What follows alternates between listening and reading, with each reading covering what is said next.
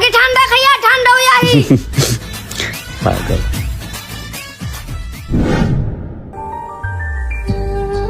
ভাই ও ভাই, হ্যাঁ বলেন।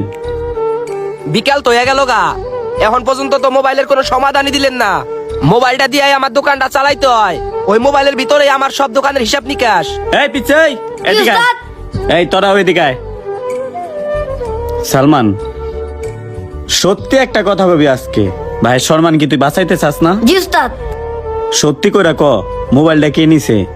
উস্তাদ, নিজের খাইয়া পড়ার লেগে মিথ্যা কথা কইতে পারবো না।